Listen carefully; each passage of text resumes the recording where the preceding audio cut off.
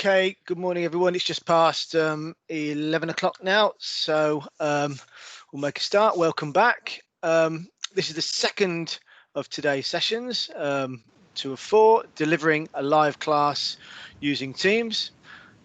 Just for the new people, we are the Learning Technology team. We're myself, Russell Moss, Stuart Parkin and Alistair Rain. We're based within the quality team. Sorry, if Russell, you have I just muted you. Right, I noticed this time.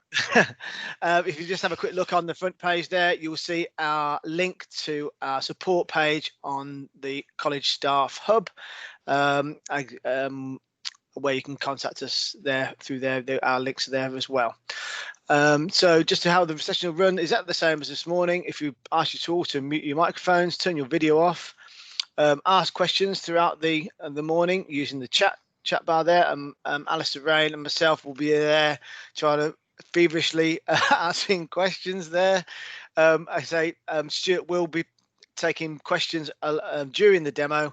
At that point, we'd ask you to use the raise hand, and it's an awful lot easier to organise that. As you, if you was there on the first slide, as you saw there. Again, this session is being recorded, so I know I saw some people saying, "Oh, it's going a little bit too fast. I'm getting a little bit lost."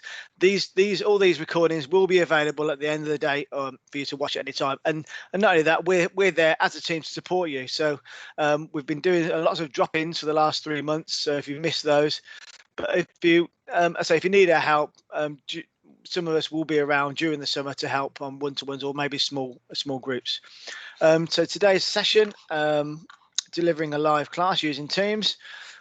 We're looking at the key protocols in terms of managing a conversation with your students, running a class, so using the mute and the raise hand, being able to create prepared lesson content, videos, screen demos, and presentation, PowerPoints, that sort of thing, and how to utilize them within, how to share them within the your class discussions, know how to embed and share content within Teams, and using other various other communication methods within the team. So we've got a lot to get through again, so I'll pass you straight over to Stuart and to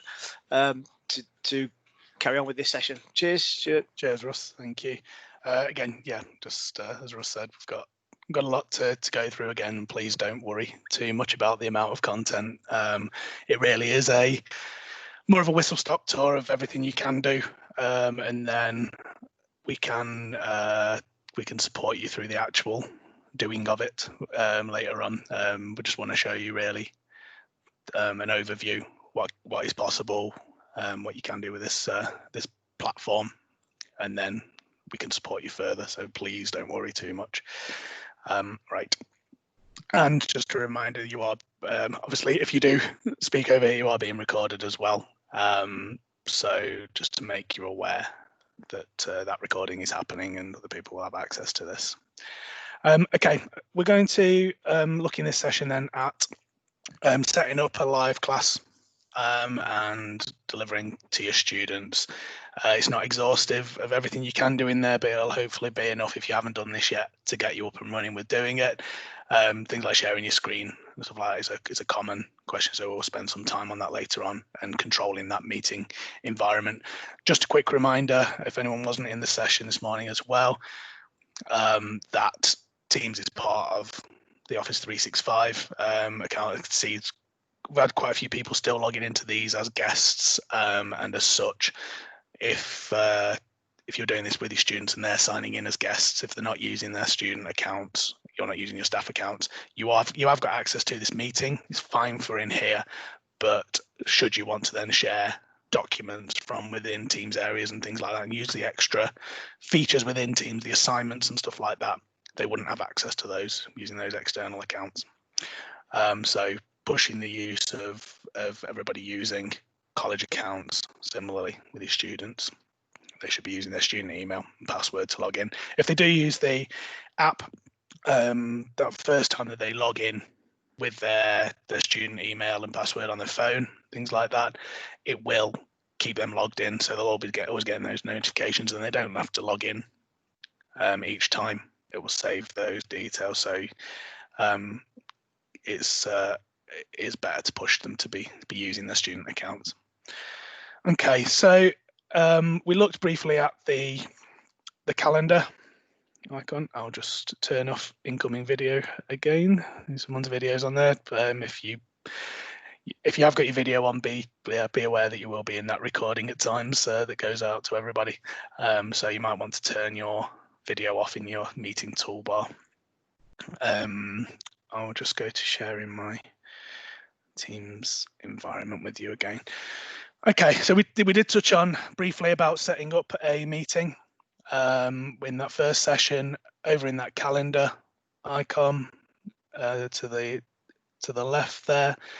I think I'm up to I'm zoomed in on my 100%, so you should be able to see what's going on my screen, hopefully, but give us a shout if it's too small. I have to go even more zoomed in. In that calendar icon, then it gives me an overview of what's happening in my calendar. I want to set up a weekly meeting with my students on a Monday. And what I'm going to do is go into 11 o'clock on Monday there, click into the box. I'm just going to call that weekly catch up. I can add attendees. So if I want to add other staff into there who aren't part of my team area, I may have a guest speaker, I might have an achievement tutor in there or something like that. I could add them in by searching. Again, could add my manager in to come into this meeting. To invite others, you can also add email addresses in there, and like I say, some people have come into this meeting, you can come into a meeting within Teams as a guest. So you could invite them by an email address and they'd get the link to come to the meeting. Further down the bottom, I'll just skip over a couple of sections here while we're talking about invites. There's an add channel section here, and at this point I can choose one of the channels from my Teams. So I'll go to that test class we did in session 1 and choose a channel. It's a bit odd that they use channels here because everybody who's added to this test class 12 has access to all these channels. So I'll just choose the general one for that team. So that'll invite all staff and students that are attached to that team, that test class team, and they will get an invite, sit in their calendars, and then they can accept, decline, etc. for the meeting. If you've been to one of our drop-in sessions, that was done in a slightly different way, and we just sent the link out to that meeting for people to enter, and you can do that as well. So you don't need to send them an actual invitation. When I go to set up the meeting, you'll get a link that's created, and we'll come to that when I finish setting up this meeting. So that's generally how you invite people. You can change the time and date. I've just clicked a section in my calendar, but I can change those settings if I want to. I'm happy with that though. Obviously, like we said in the first one, does a 30-minute slot to start with, but I can extend that if I want to. I've called it a weekly catch-up, so I want to book this in for every Monday, similar to when you put in sessions in appointments in Outlook. You can go to that repeat, and I could do a weekly occurrence of this meeting. So it would appear for my students in this class every week. I'm just going to remove Julie from there so I don't send her a meeting invitation. But everyone within this class will get that invitation. I don't need a location in there because it's remote, but you have got the ability to add physical meeting rooms in there as well when we are back in the real world. I'm going to send that meeting out, and that will add it to my calendar. You can see it will go around a little bit there until it's put in all my weeklies. I'm just going to come back to one that I set up already, and you'll see that within here we've got those invitations of people, and also if I come down the page down to this description section of the meeting, I've got that link to the meeting now, and I can copy and paste that into emails and send it out to people for them to join that meeting via a link. really useful, say for external people. If you're meeting with parents, external examiners, you can send that meeting request out and they can sign in either if they've got a college account, or they can just sign in as a guest, as some have done today. The other thing that appears when we do this is the meeting options button up here. And if I click on that, it opens up a web page. I just need to change what I'm sharing with you so you can see that. So I'll go to sharing my full desktop here so you can see my internet page, and that gives you a rundown of the settings for this meeting. I've got the time, who's organised it, but then I've got a few choices I can make about who can enter that. And I've said about those external people coming into the chat, we've had to accept people into this meeting who haven't signed in with their college account. So I can change that to everyone if I wanted, or I can leave it at that level of security that if you've got a college account, got an LTE group account, you can sign in and you can come straight into the meeting with that link. There have been sessions set up, for instance, school liaison, that sort of thing, where they're working with school leavers, potential students for the college, and they've set that to everyone. So they're not having to approve individual people coming into the meeting. Is if you've got the link to come to this session, then you're allowed to enter without being approved. So it depends what your settings are there. You can phone call into a meeting, and we can set that so that they can just bypass it if they're calling in on the phone. You've also got this setting for announcing when people join and leave. You'll see in the chat, you'll see when people are joining and leaving the meeting. You can turn that off if you want to. That's the setting. I can also, if this is part of a team, if the meeting is attached to a team area, I can choose to be the only presenter. I can choose for everyone to be able to present. If this was just a meeting in my calendar, though, which wasn't attached to a team area, I could choose specific people to be presenters from the invitees. So you've got a little bit of power on what goes on within the meeting using those meeting settings. And I've not changed anything there, so I'll just if we do make changes, you need to save it, but I've not, so I won't. And I'll just come back into my Teams calendar.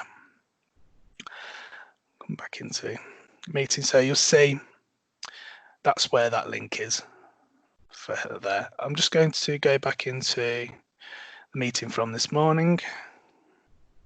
You see there's a lot going on here. So I said about the 15 invitations. You can add lots of people into these meetings if you want to. There's also any attachments that are with the meeting here as well. So any files that have been shared would fit into there. If you've used the whiteboard within the meeting is there. I would recommend not to use the whiteboard in general, but we'll cover that more in detail later. So you've got lots of things that are attached to the meeting once it's taken place, including that chat. You should see when as long as it's finished processing, when I finished recording the meeting, what's going on here?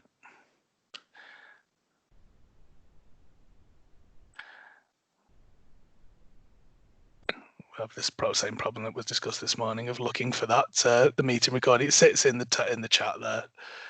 I won't keep scrolling up and down for it. But when you've got a recording of the meeting, it does just go to the chat section for you to revisit it. There we go. Sorry, briefly then.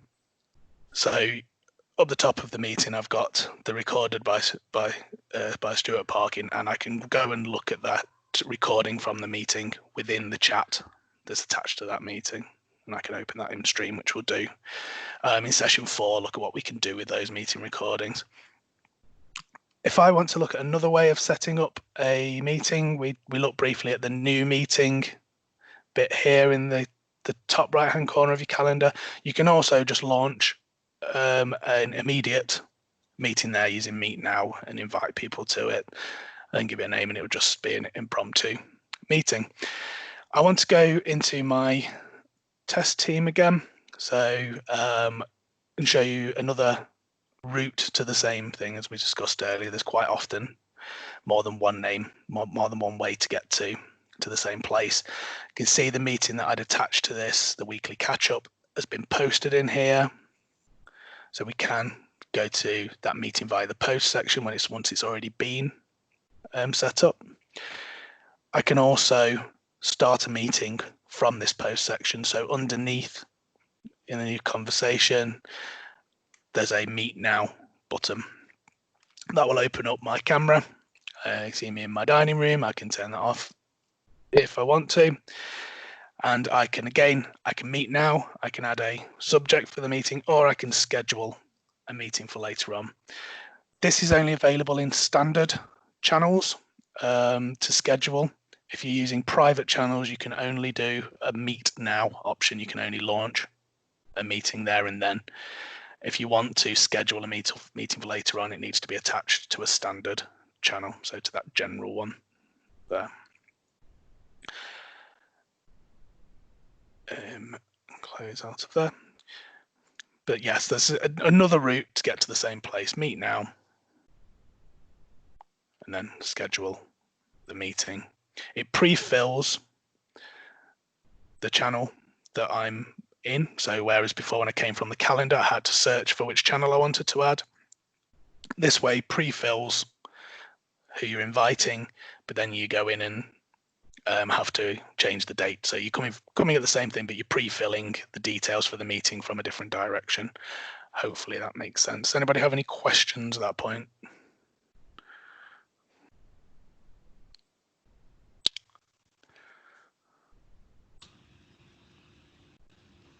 We're not anything in there. It seems people was. Abdul was just put his hand up. I'll just quickly look through. Do we have the opportunity of cancelling a meeting? Yep. So if I go into, again, that meeting that I'd set up that was for an exercise of this, I've got cancel meeting in the top left-hand corner just under the title, if you can see that. Cancel. I can send a note to people of why it's being cancelled, or I can just go straight to it and they see it's removed from my calendar. Okay. Thank you. Thank you. No problem. Just quickly, yeah, it's just about required attendees for students. There was they were just saying that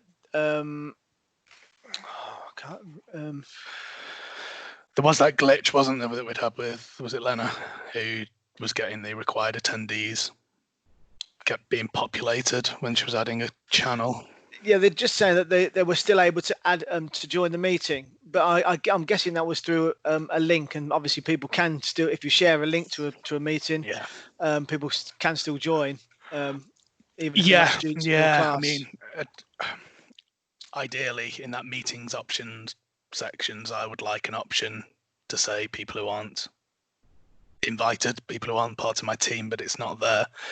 So if they are college students, they could potentially join your class if they've got the link from someone.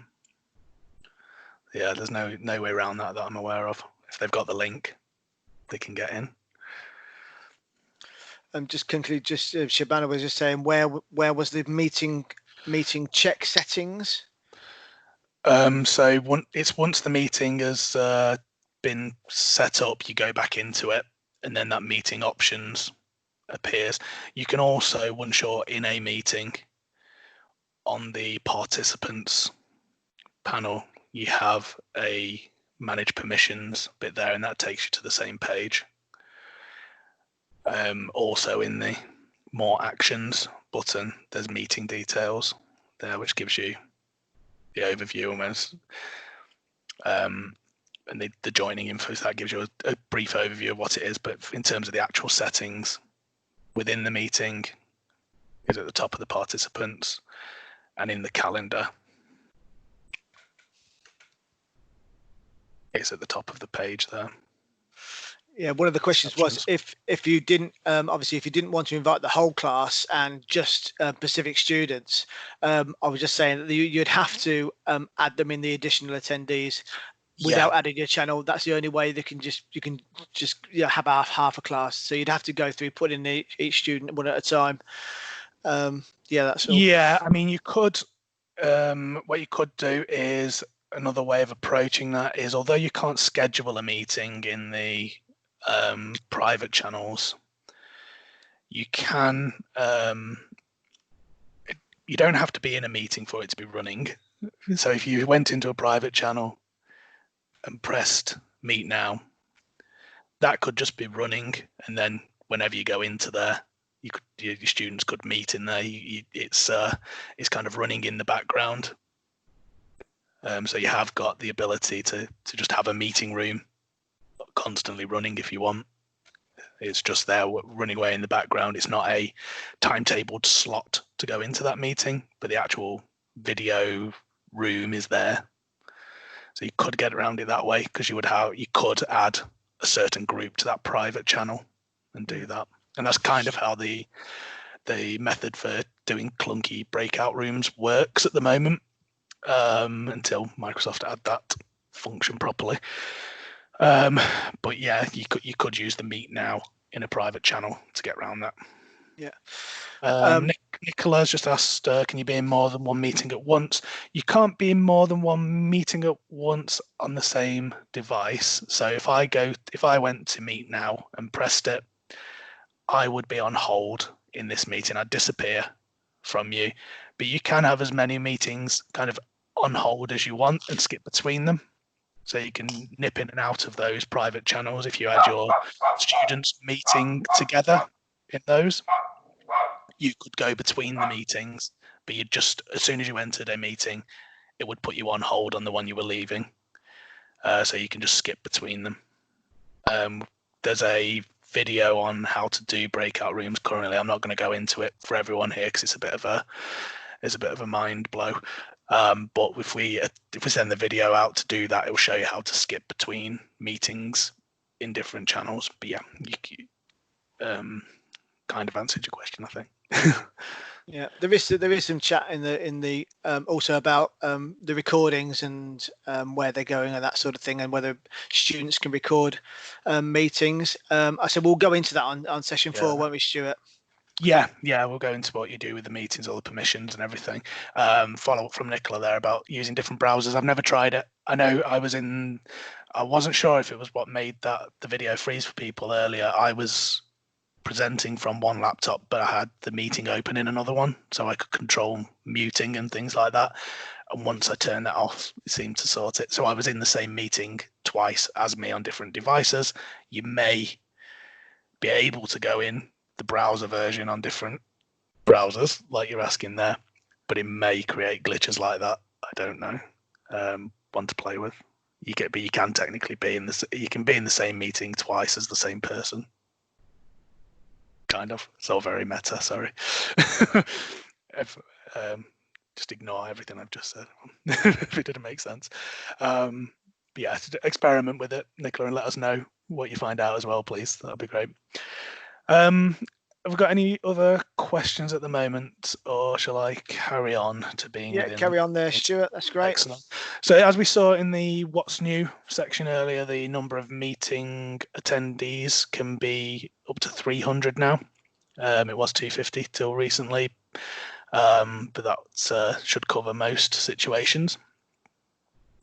And the number of video screens you see there, I've got 9 people shown on my screen, and that's going to increase to 49 in the near future. You can see as well there that I've got a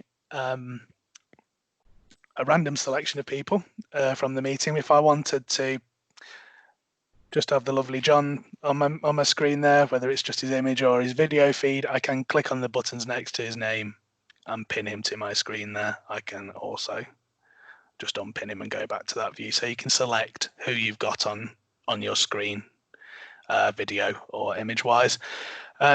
when you've got that view as well, whenever you click on people's names, you can see things popping up on my screen there that you've got quick overview of who they are and how to contact them. So you can see their email address and things like that. If I go to Abiba there, you'll see I've got a quick link to chat, to email, to launch a video call or a voice call with her. So you've got a nice overview of who people are. I can also go to the participants tab in my toolbar and do the same sort of thing for people. I can go to Abdul there and pin him to my page should I want to, and things like that. We'll come to the participants tab in more detail shortly. But that's a bit of control of what I've got within the meeting of who I can see. If you've got several video feeds on, but you want your students to have you just as you're presenting to them, then you could get them to pin your video to the screen, so they've just got you on the screen while you're delivering to them. You've got different options there in what you can do. I'm going to go through the toolbar, the navigation of the meeting. Then I think you've managed to get to this meeting. I won't go over the joining of it because you've clearly been able to do that. We've gone over, you can use the link or the invitation in your calendar. On the toolbar when you're within the meeting, from the left here, you can see that I started recording the meeting. We've got the record icon saying that it's been recorded. Also, when you start recording, you get the banner notifications at the top of the page to say that you are being recorded. And also from my point of view, pressing record, there's a notification to remind you that you are being recorded, which we did at the beginning, just in terms of privacy, data protection side of things. Next to there, we've got the time of that's elapsed in the meeting. That is from when the first person entered here, not from when the meeting was due to start. So I think when I came in just to put the PowerPoint slide up and press record, John was in here. So since John came in from the other session, that's the time elapsed. We've got next to there the camera and a microphone turning on and off, nice and straightforward. Next to there's the sharing button. We'll go into that in more detail because it's quite a big section in itself in choosing what you can share.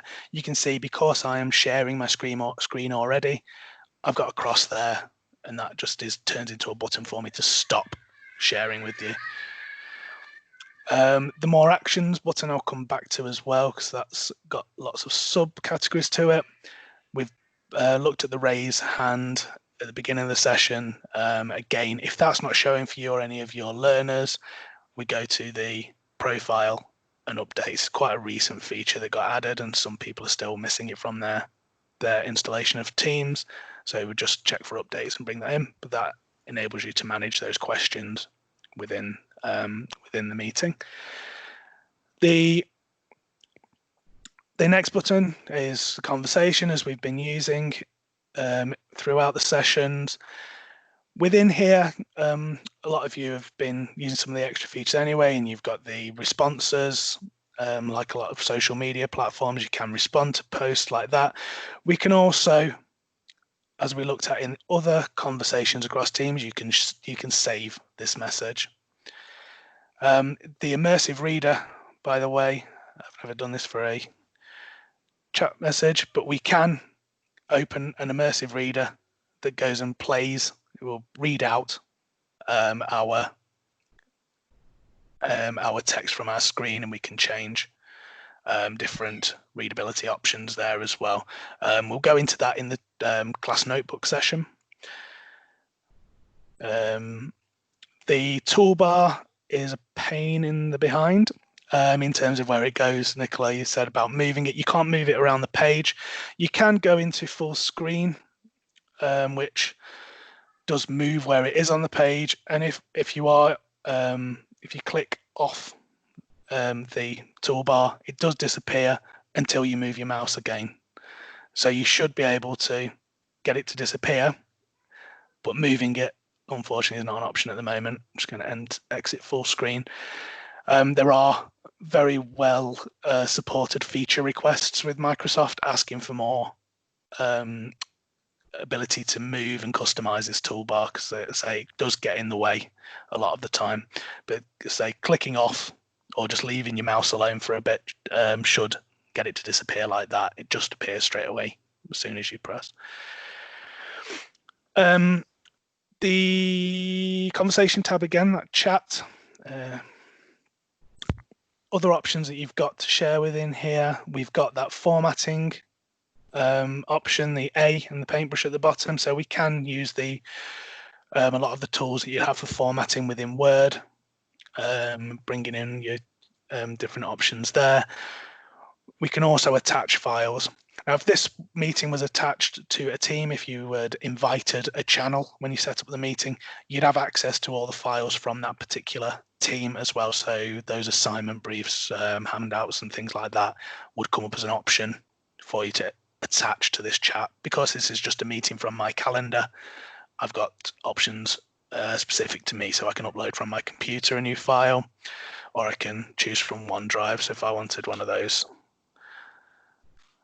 SPAG documents that I was using earlier, I can attach that and I can share it in the conversation. Really important to make sure you actually click on send. After that, I've had a few meetings with staff where they've thought they've sent me something, and when they share the screen with me, they've just not clicked on the send button. It's still there in their preview stage. There are options to do emojis, GIFs, etc., stickers and things like that, should you be inclined. I'm going to skip over those though, and go straight to the stream option. So that's the video side of Office 365, which we'll look at later, and you can paste in a link to a video from stream to share with students. There's also the 3 dots here, which brings up other extensions that you can put into this chat. You can add a YouTube video. If I search for that, Breakout Rooms in Teams, this is a good one to watch, and also the Ready Steady Excel looks at how you can do it manually. So I'm just going to add the YouTube search in. Remember to press send, and that'll send out that link for you all to see. Loads and loads of different apps that you can add into here. One of the other common ones that I show is Forms. If I click on Forms, it opens up the ability to add an opinion poll into here. So I'll do my favorite.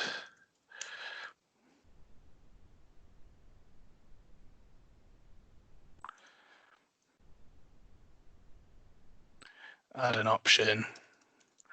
Oops. And I can send that straight out in the chat to you all to answer on the fly within the session.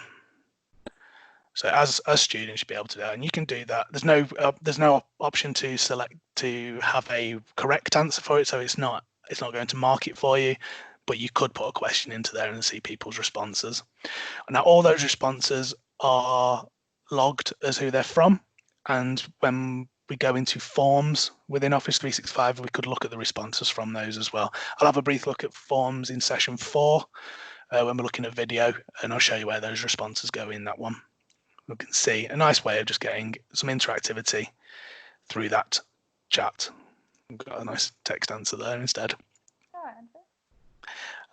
Loads of things we can do in there. If there's other ones that you want to add in, you can go to more apps, and there's a whole library of them.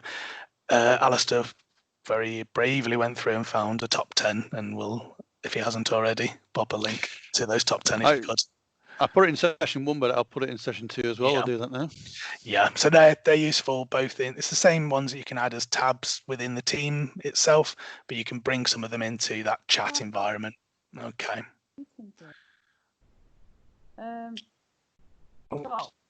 Just going to mute people.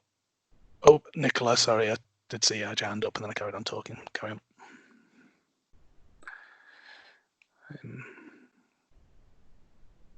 Nicola Turner, have you got a question? Oh, sorry. Smith. I'm looking at this now when you're showing the chat box, and I don't have a chat box. If you don't have a chat box, Are you what are you got I've the app? always Have you had got a the app chat. downloaded? Have you got the app downloaded, Nicola? I've never not had a chat box before, No. and I don't understand what an app download is. But Okay. this is the first meeting I've been in where I've not. I assumed not there had it, wasn't yeah. a chat box. Yeah, I mean, we found early on when we did drop-in sessions, we set the meeting up as part of our team area, so it belonged to our learning technologists team, and we found that people didn't have a chat box because they weren't members of the team. This is part of my calendar, and I've never known it. That was how we found to get around that. So it's not attached to any team area, so I'm not sure why it wouldn't be there. I will research why it might not be showing for somebody, Nicola, and send it out in the, hopefully send out a solution in the email that I send at the end of the day. Okay. Thank you. Yeah. Helen, have you got your hand up as well? Yeah, I'm the same, Stuart. I've not got All a right, chat. okay. Yeah, and I At least think it's the same problem. yeah, I think this has happened to some of my students where they weren't part of the original group and they've joined in a session, and the chat box wasn't available for them. Okay, I'll have a look at if it's a known problem and things like that. I thought we'd got around it with setting the meeting up in the different way. But yeah, we will have a look into that. If you've not got it within the meeting, you can go into that chat bit at the side, and it should be going in there. So if I go to the chat, of course, you're part of the meeting. It should be all coming through in there as well. But if it's if it's not going there as well, that might be something else for us to look into. It's not going in there as well. It's not going in there at all. Okay, no. So there must be something permissions wise with you guys. So yeah, I'll have a look into it, and hopefully we'll find a nice solution to sort that. The request control bit, Louise, is because I'm presenting, you've got the ability to request that you can take control of my screen. Obviously, if it does, it pops up on the top of my screen. If you want to press it, you should be able to see what I get, to be fair, and then I get the option too. So Bernadette's requesting control. I can allow her to take control of my screen, or I can deny it. I can also, if I come up to the top of the screen when I'm presenting, I can choose people to present.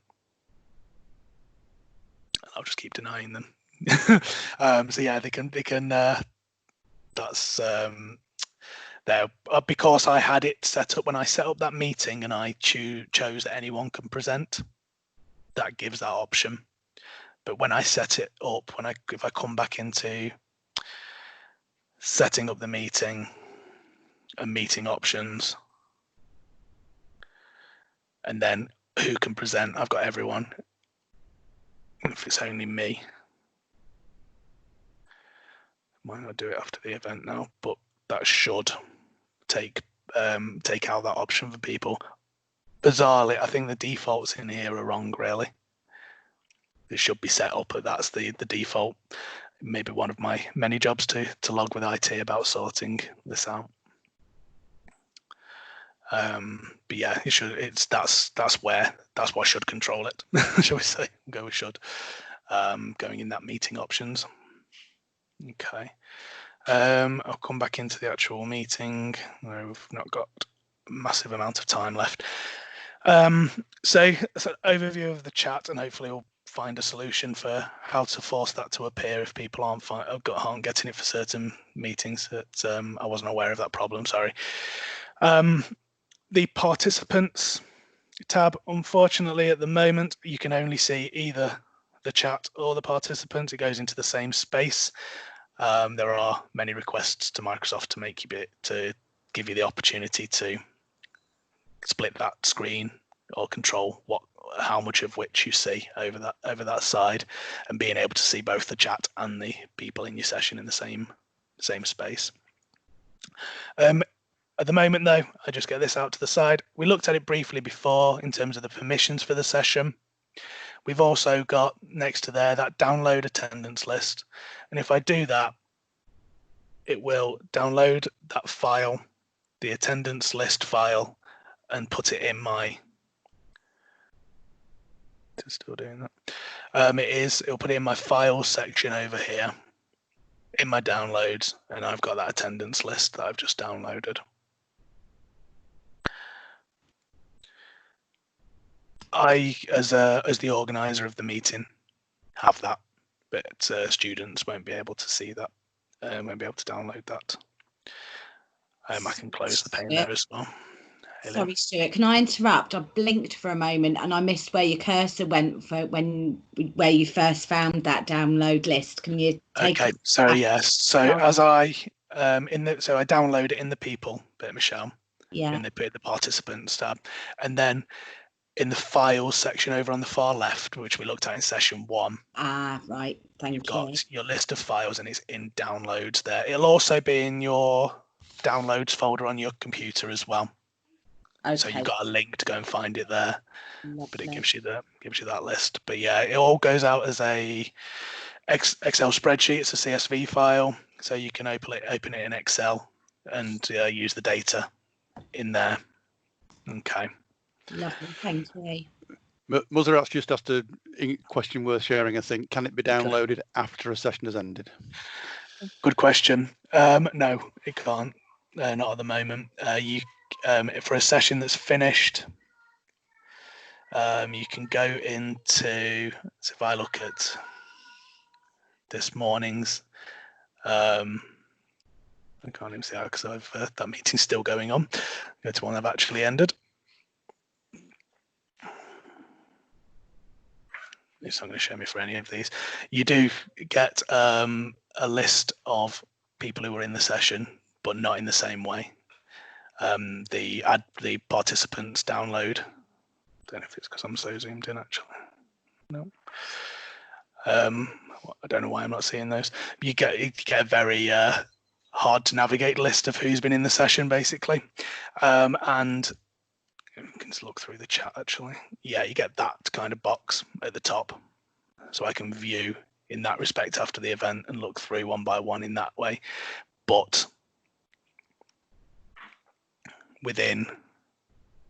to do it that way and get that full Excel sheet, you need to do it before clicking on the end meeting within here and coming out. Even if you come out and go back in, you don't get the whole list then.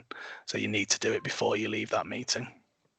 You get the information on when people have joined and left the meeting as well. So you might have a student who pops up on the attendees list saying, yes, I was there, but you will be able to see if they left after a minute as well. So it's quite useful data, but very good point to bring up about when you need to do it. There have been meetings that we've done these and I've forgotten to do it, and Russell and Alistair have given me help. So yeah, it needs to be done at the time. Within that section as well, in the participants, you can see I'm presenting, I'm the organizer. I can promote people to be a presenter by clicking next to their name. If they've got their microphone on, I can mute an individual. I can also do that pinning them there. If I want to kick them out of a meeting, I can remove them. I believe they can come straight back in though, but you can remove participants from that part. You've also got the ability to mute all as well. So especially at the beginning of a meeting, getting that silence across before people turn off their mics, it can be useful just to mute everyone. And if you're getting feedback, somebody's not got their headphones on and got their microphone on, it can be quicker to just mute everyone instead of trying to work out who it is. I get a list of all my attendees, so there's 147 of you in here. Other people have been invited to the session. Well, that's still up. And other people have come into the meeting who are currently not in here, so they might have left the meeting. They'll go into this bottom section down there, and you can expand and collapse those accordingly.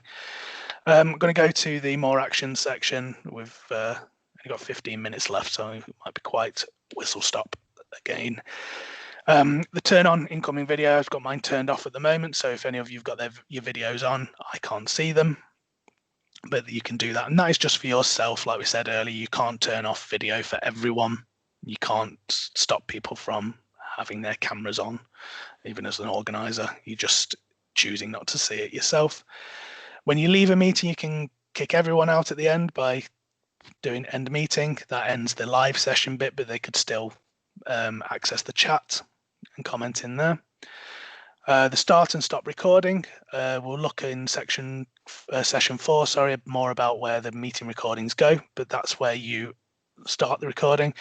Important to note that other people in the meeting can start recording if you haven't. So a student can press record. Important to know because the ownership of that video goes to their account, and so it will go onto their account within Stream. We'll look more at the permissions later on, but even if you don't need your session recording, I would probably, I think I would start you recording anyway, and you can always delete it after the event, but it prevents anyone else from starting it. If somebody else in your session does start recording, you get a notification to say that the recording has started, and you as the organizer can stop someone else from recording. You can stop there. Once they've started it, you can stop and then start your own.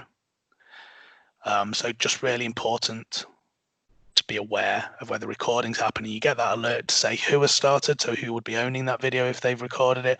We did have one of these sessions where I thought it was Alistair or Russ was recording, didn't check, and it was one of the teachers, and we had to get them to give us rights to the video on Stream. So yeah, we've been caught out by that.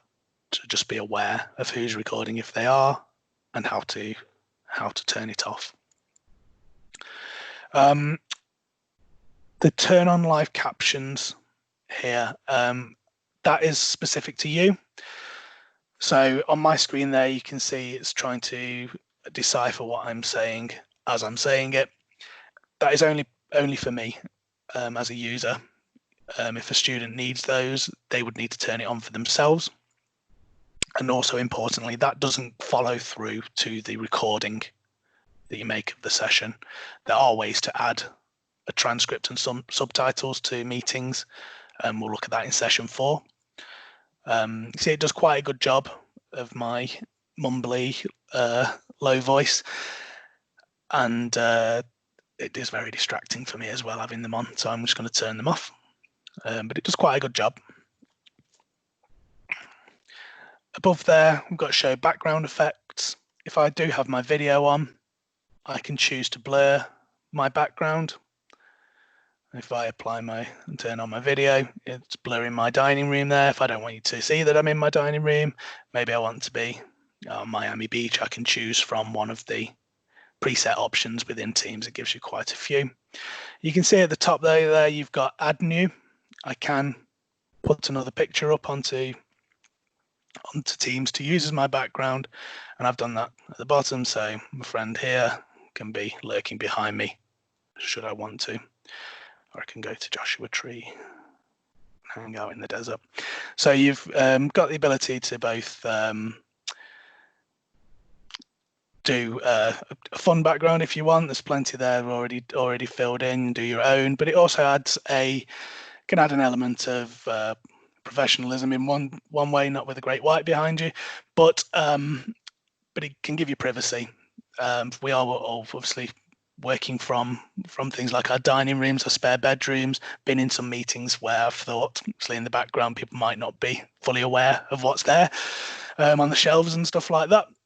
So it's can be quite useful to know that that's there, just to give you that level of privacy, and for students as well, to make them aware if they've got the videos on. Back to the more actions, we've got the full screen option there that we used earlier, and the links to the meeting details and also the device settings. If I click on that, it brings out a device settings side panel, so I can look at my audio settings. But importantly, at the bottom here, if you're sharing PowerPoint slides with your students, like we shared the PowerPoint at the beginning, I've got private viewing is on at the moment. So if every time I share a PowerPoint, you as in the role of student could go forwards and backwards through my slides as that stands. I can turn that off So when I go to share slides next, I have control of what the students are doing on there. I'm controlling the forwards and backwards through the slides. I will go to share a PowerPoint now. I'll just come out of sharing my screen, and what I want to do is go to our PowerPoint slides that we started with and see that's sharing within the meetings environment. And I have an icon on my PowerPoint there whenever I'm presenting, where I can click off the private viewing. So it's a little eye icon, and when I click on it and there's a line through it, that prevents the student from being able to go forwards and backwards through my slides. We did find that if there's a video on the slide, they were still able to play the video without us controlling that, though, so something to be aware of. Go back to sharing options in general. So if you've got the rights to share and present on a meeting, you'll have this icon here with the square and the arrow up. Once you press that, you get this bar pops up from the bottom. And I'm going to talk about PC users here, because I think there are some Mac users, but they're more in the minority. Just to say, if you are a Mac user, the options I'm going to go through for audio and sharing audio are the opposite to what I say for PC for some reason. So when you go to share, if you want to share audio with them, so if you've got a YouTube video you wanted to show or an embedded video within a PowerPoint, you need to firstly click on this icon in the top left tick box, and you'd need to choose either the desktop or the window option.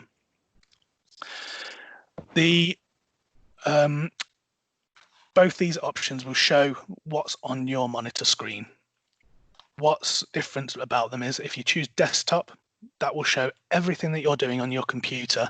So if you're sharing your screen, like I did earlier, and I needed to go between Teams and my Chrome internet browser, I shared my screen, and then I was able to go between programs, and you should see everything that's going on my computer. One of the problems potentially with that is if you've got private data on there, anything more sensitive like in an email, you don't want your email pop-up showing up and things like that, then you would be better off to show using the window section. So you choose under that window column a program from those options. So I could just choose to show my Teams environment like I did at times before, when I know that everything I'm doing is just within Teams. And then if I needed to show something from the internet, I'd have to stop sharing and then reshare, press the share button again and choose my internet browser to show. But it just means that I'm very aware of what I'm sharing with you. I'm not got any potentially sensitive data going to pop up. So depending on what you've got open on your computer at the time, I close my Outlook down completely now when I go on to these sessions, so I don't get any pop-ups from there. You've got more control then about what you're showing. If that doesn't make sense or anything like that, please do get in touch with us and we can go through that with you and show you the difference in what you can see in there. It's quite it's an important distinction to make, and it's one that kind of clicks or doesn't to start with, so we can go through that with you in detail and show more about how that works.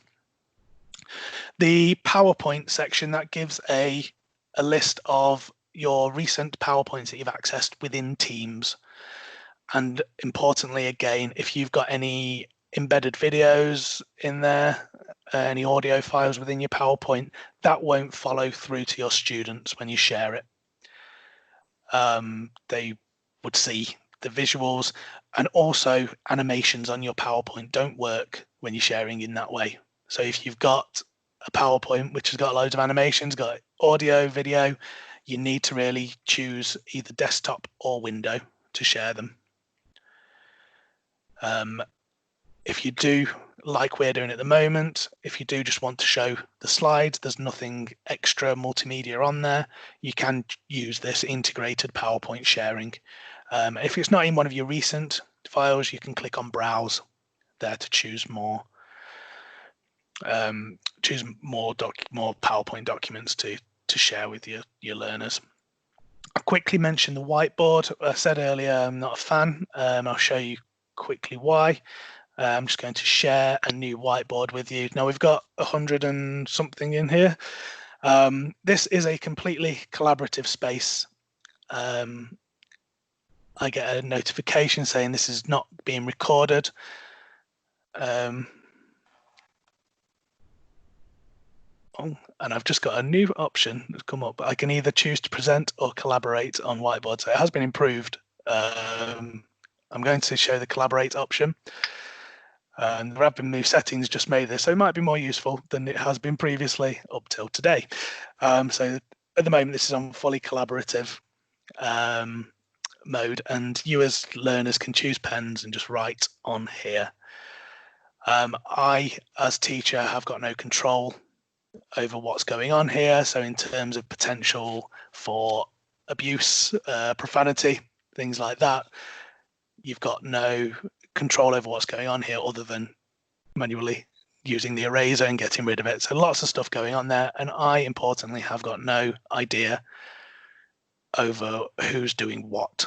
The only additional setting that appears to have been added is whether I can turn off your ability to edit. So I've just done that, which means it's a whiteboard just for me to present to you. So apparently now it says I'm the only person who can work on there.